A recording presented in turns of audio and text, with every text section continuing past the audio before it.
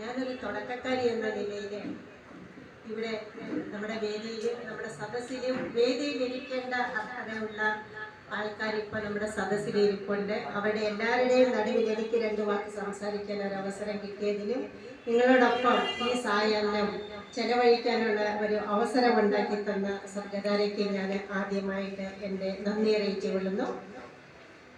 ഞാനൊരു സാഹിത്യകാരി ആണോ എന്ന് ചോദിച്ചാൽ ഇപ്പം വിഷ്ണുമംഗലം അങ്കിൾ പറഞ്ഞ പോലെ തന്നെ, ചേട്ടൻ പറഞ്ഞ പോലെ ആണോ അല്ലയോ എന്നുള്ള ഒരു ഡൗട്ടിൽ തന്നെയാണ് ഞാനൊരു എഴുത്തിലേക്ക് വന്നത്.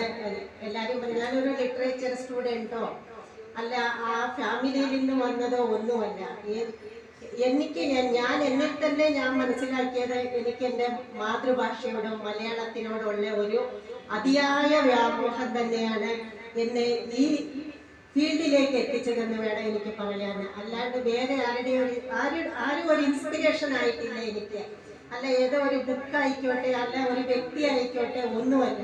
എനിക്ക് നമ്മുടെ നാടിനോടും നമ്മുടെ ഭാഷയോടും നമ്മുടെ കൾച്ചറിനോടും നമ്മുടെ വേഷത്തിനോടും എല്ലാത്തിനോടും എനിക്ക് അതിയായ ഒരു വ്യാമോഹം തന്നെയാണ്. അത് ചിലർ പറയാറുണ്ട് എനിക്ക് അത്യാസം എവിടെ എന്നും പറയും. എനിക്ക് അതിനെ പറ്റിയ എന്താ പറയണ്ടേ കിട്ടുന്നില്ല. നമുക്ക് അതിനോടൊരു ഇഷ്ടം വേണം, പക്ഷെ അത് കൂടുതലായാൽ അത് ഒരു മോശമല്ലേ. പക്ഷെ അത് എനിക്ക് ആ ഭാഷയോടും അതിനോടും ഉള്ളത് ഒരു കൂടുതൽ തന്നെയാണെന്ന് പറയാൻ ഒരു മലയാളി എന്ന നിലയ്ക്ക് എനിക്കത് അഭിമാനം തന്നെയാണ്. എങ്കിൽ പോലും ഞാൻ അതിനോടുള്ള ആ വ്യാമോഹം കൊണ്ട് തന്നെ ആ ഭാഷയിൽ വന്നത് ഞാൻ എന്തേലും ഒന്ന് വായിച്ചെങ്കിൽ അതിനെ എനിക്ക് മലയാളം അറിയാത്ത കന്നഡക്കാരിലേക്ക് എത്തിക്കണം. നമ്മുടെ ഭാഷയിൽ ഇങ്ങനെ നല്ല ഒരു കഥ വന്നിട്ടുണ്ട്, അല്ലെങ്കിൽ ഒരു നല്ല ഒരു ലിറ്ററേച്ചർ ഉണ്ട്. അത് അറിയാൻ മേലാത്ത, ആ ഭാഷ അറിയാൻ മേലാത്തവരിലേക്ക് എത്തിക്കുക എന്നുള്ള ഒരു കാഴ്ചപ്പാട് കൊണ്ട് മാത്രമാണ് ഞാൻ ഈ ഫീൽഡിലേക്ക് വന്നതെന്നാണ് ഞാൻ എന്നെ തന്നെ മനസ്സിലാക്കിയിരിക്കുന്നത് എന്ന് ഞാൻ നിങ്ങളോട് പറയാൻ ആഗ്രഹിക്കുന്നു.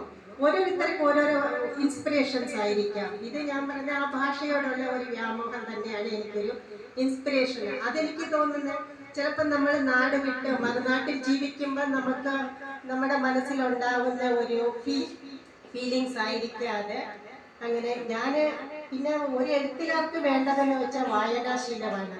ഞാൻ നന്നായിട്ട് വായിക്കുമായിരുന്നു. കന്നഡ പുസ്തകങ്ങൾ തന്നെ വായിച്ച് ഞാൻ മലയാളം വായിച്ചതിനേക്കാളും ഞാൻ വളർന്നു നോക്കി. ഞാൻ 3ാം ക്ലാസ് വരെ നാട്ടിൽ പഠിച്ചിട്ടുള്ളൂ, മലയാളം പഠിച്ചിട്ടുള്ളൂ. ബാക്കിയെല്ലാം വീട്ടിൽ അച്ഛനും അമ്മയും വീട്ടിൽ ഇന്ന് ഞങ്ങളുടെ വീട്ടിൽ മലയാള പത്രം വരുത്തും. ഞങ്ങളെ മലയാളം ഇംഗ്ലീഷ് 2 പത്രം ഇന്നും അത് രാവിലെ കണ്ടില്ലെങ്കിൽ മനസ്സിനൊരു സുഖം തോന്നുന്നില്ല. ആ പത്രം കണ്ടാലേ നമുക്ക് ഇന്നത്തെ ദിവസം ഹാപ്പി ആയിരിക്കും എന്നുള്ള ഒരു മൂഡായിരിക്കും. അങ്ങനെ അത് പേരൻസ് നമ്മളിലേക്ക് എത്തിച്ച ഒരു ആ ഭാഷയോടുള്ള താല്പര്യം കൊണ്ട് ആണെന്ന് തോന്നി എനിക്ക് അത് ഈ ട്രാൻസ്ലേഷൻ ഫീൽഡിലേക്ക് എനിക്ക് വരാനുള്ള ഒരു അവസരം ഉണ്ടാക്കി തന്നത്. ഞാൻ ഇപ്പം പണ്ട് ഞാൻ ഇതിനു മുമ്പും പറഞ്ഞിട്ടുണ്ട്, ഇപ്പം ഷൈന് നടക്കുന്ന പോലെ തന്നെ ലൈബ്രറിയിൽ നിന്ന് ഞാൻ എവരുടെ ഓരോ ബുക്സ് വായിക്കുമായിരുന്നു. ഞാൻ വർക്കിംഗ് വുമൻ ഹോസ്റ്റലിലായിരിക്കുമ്പോഴും ഒരു 10-11 ആകുമ്പോൾ എല്ലാവരും കിടക്കും. അപ്പം ലൈറ്റ് ഓഫ് ചെയ്യണം. ഞാൻ തലവഴി ബെഡ്ഷീറ്റ് മൂടിയിട്ട് അകത്ത് ടോർച്ച് തെളിച്ച് വെച്ചുകൊണ്ട് ഞാൻ ആ പുസ്തകം വായിച്ച് തീർത്തിട്ട് ഞാൻ കിടക്കുകയുള്ളായിരുന്നു. ഒരു ദിവസം ഒരു ബുക്ക് മേടിച്ചു ഞാൻ 10 പൈസ ഒരു ദിവസത്തെ നമ്മളതിന് റെന്റ് കൊടുക്കേണ്ടത്. അപ്പോൾ ആ 10 പൈസക്കുള്ളിൽ ആ ബുക്ക് വായിച്ച് തീർക്കണം എന്നുള്ള ഒരു ഇതുകൊണ്ട് പിന്നെ ആ വായനയോടുള്ള താല്പര്യം കൊണ്ട് ഞാൻ അങ്ങനെ വായിച്ച് ആ കന്നഡ ഭാഷയിൽ എനിക്കൊരു ഇപ്പം മലയാളത്തിനേക്കാളും നന്നായിട്ട് എനിക്ക് കന്നഡ ഭാഷ ഞാൻ കന്നഡയിൽ നിന്ന് മലയാളത്തിലോട്ടൊന്നും എഴുതിയിട്ടില്ല. മീൻസ് അതിനെനിക്ക് കോൺഫിഡൻസ് പോരാ. ഇനി എന്തെങ്കിലും എനിക്ക് പറ്റുമായിരിക്കും, നോക്കണം. എല്ലാവരും പറയും ശ്രമിക്കാനേ, പക്ഷെ ഞാൻ ഇതുവരെ അത് ചെയ്തിട്ടില്ല. നോക്കണം. പക്ഷെ അതേ മലയാളം വായിച്ച് ഞാൻ കന്നഡയിലേക്ക് എഴുതണമെങ്കിൽ ആ ഭാഷയിലുള്ള ആ നോളജ്, അല്ലെങ്കിൽ നമുക്കൊരു സ്ട്രെങ്ത്, അല്ലെങ്കിൽ നമുക്കൊരു കോൺഫിഡൻസ് വേണം. നമുക്ക് കോൺഫിഡൻസ് ഇല്ലാത്ത കാര്യങ്ങൾ നമ്മൾ ചെയ്യാൻ പാടില്ല എന്നാണ് ഞാൻ എല്ലാവരോടും പറയുന്നത്. മീൻസ് ചിലർ ട്രാൻസ്ലേഷൻ ചെയ്യും, അത് മീനിങ്ലെസ് ആയിരിക്കും. നമുക്ക് വായിക്കുമ്പോൾ ഞാൻ അങ്ങനത്തെ ഒരുപാട് ചിലരുടെ വായിച്ചിട്ടുണ്ട്. അപ്പം നമ്മുടെ ആ ഒറിജിനൽ ആത്തറിനോട് ചെയ്യുന്ന മഹാദ്രോഹമായിരിക്കും അത്.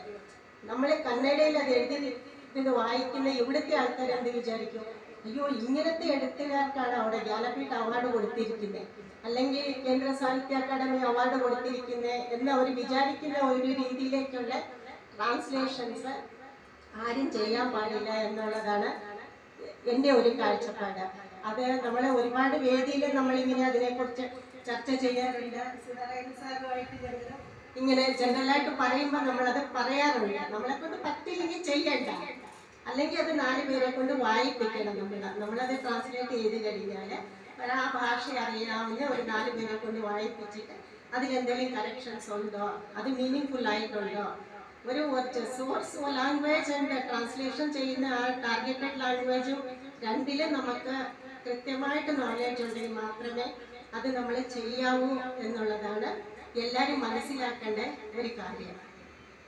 പിന്നെ ഞാനിങ്ങനെ വായിച്ച് ആദ്യമായിട്ട് ഞാൻ ട്രാൻസ്ലേറ്റ് ചെയ്ത കഥയാണ് അപ്പൂപ്പൻ പറഞ്ഞ കഥ. അതാണ് ആദ്യമായിട്ട് മയൂരയിൽ വന്നത്. അതിനുശേഷം ഞാൻ ബുക്കായിട്ട് എഴുതി ക്യാൻസർ വാർഡിലെ ചിരിയാണ്. അതിപ്പോൾ ഷക്കീലയുടെ കാര്യം ഏറ്റവും പറയുന്ന പോലെ തന്നെ അത് ഇന്നസെന്റിന്റെ ബുക്ക് ആയതുകൊണ്ട് എനിക്ക് നല്ല ഒരു ഇന്നസെന്റ് സാറും വന്നിട്ടുണ്ടായിരുന്നു ആ ബുക്ക് റിലീസിന്. അതുകൊണ്ട് നല്ല ഒരു എന്നതാ പബ്ലിസിറ്റി കിട്ടി. ഇപ്പൊ ഇന്നസെന്റ് സാറ് മരിച്ച സമയത്താണെങ്കിലും ഞങ്ങളുടെ വീട്ടിലെ ഒരംഗം പോയ പോലെ തന്നെ നാട്ടിലെ എല്ലാ പത്രപ്രവർത്തകരും എന്നെ വിളിച്ചിരുന്നു.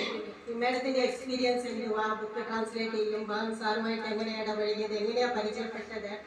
ഒരു പരിചയം ഇല്ലായിരുന്നു. ഞാൻ നമ്മുടെ പാർലമെന്റ് വെബ്സൈറ്റിൽ നോക്കി ഇന്നസെന്റ് സാറിന്റെ നമ്പർ എടുത്ത് ഞാൻ സാറിനെ വിളിച്ചത്. ഒരു പരിചയമോ സിനിമ ഫീൽഡായിട്ടോ ലിറ്ററേച്ചർ ഫീൽഡായിട്ടോ യാതൊരു ബന്ധവും ഇല്ലാത്ത ഞാൻ ആ പുസ്തകത്തിനെ കുറിച്ച് സാറ് പറയുന്നത് കേട്ട് അതെനിക്ക് എഴുതണമെന്ന് തോന്നി. ഇങ്ങനത്തെ ഒരു നല്ല പുസ്തകം ഉണ്ടല്ലോ ക്യാൻസറിനെ കുറിച്ചല്ലേ, അപ്പൊ അത് ഒരുപാട് പേർക്ക് ഉപകാരപ്പെടുമെന്നുള്ള നിലയിൽ ഞാൻ ആ പാർലമെന്റ് വെബ്സൈറ്റിൽ നിന്ന് ആ നമ്പർ തേടിയെടുത്ത് സാറിനെ വിളിച്ചതാണ്. എൻ്റെ ഭാഗ്യം എന്ന് വേണമെങ്കിൽ പറയാം. ഒറ്റ വിളിക്ക് തന്നെ സാർ എടുക്കുകയും ചെയ്തു. ആ നിമിഷം തന്നെ എനിക്ക് പെർമിഷൻ തരികയും ചെയ്തു. ഇപ്പൊ ഞാൻ ചെയ്തിരിക്കുന്ന ഞാൻ സത്യം പറഞ്ഞാൽ ഞാൻ ഈ ഫീൽഡിൽ ഒരു കഷ്ടപ്പാടും അനുഭവിച്ചിട്ടില്ല. ഏത് ബുക്കിനാണെങ്കിലും ഞാൻ പറയുന്നത് ഒറ്റ വിളിയിൽ തന്നെ എനിക്ക് എല്ലാവരുടെയും പെർമിഷൻ കിട്ടിയിട്ടുണ്ട്. വിഷ്ണുഭഗവാൻ കുമാരേട്ടൻ്റെ പിന്നെ ഇവിടെ വെച്ച് തന്നെ അന്ന് ഞാൻ പനയാലയുടെ റിലീസിന് വന്ന സമയത്ത് ആ ചേട്ടൻ എനിക്ക് ആ ബുക്ക് തന്നില്ല. അപ്പോഴേ ഞാൻ പറഞ്ഞു, ചേട്ടാ ഇത് ഞാൻ കന്നഡയിൽ ചെയ്യുമെന്ന്. അത് കഴിഞ്ഞ് ഞാൻ വീട്ടിൽ പോയി അത് വായിച്ചതിന് ശേഷം ഉടനെ പിന്നെ ഞാൻ ചേട്ടനെ വിളിച്ച് പറഞ്ഞു. ഇപ്പൊ ഏകദേശം ഒരു 9 മാസമായിരുന്നു, അത്രേ ഉള്ളൂ. ബുക്ക് പ്രിന്റ് ആയിട്ടുണ്ട്. അതിന് റിലീസിന് ഡേറ്റ് ഫിക്സ് ചെയ്യാനുള്ള അത് ഞങ്ങളുടെ ഒരു ഇതുകൊണ്ട് തന്നെ ഡിലേ ആകുന്നത്. ബുക്കൊക്കെ റെഡി ആയിട്ടുണ്ട്. അതിനും ഇപ്പൊ തന്നെ ഞാൻ നിങ്ങളെ എല്ലാവരും ക്ഷണിക്കുകയാണ്. ബുക്ക് റിലീസിന് എല്ലാവരും വരണം. ഡേറ്റ് കൺഫേം ആയി കഴിഞ്ഞ് എല്ലാവരും അറിയിക്കുന്നതായിരിക്കും.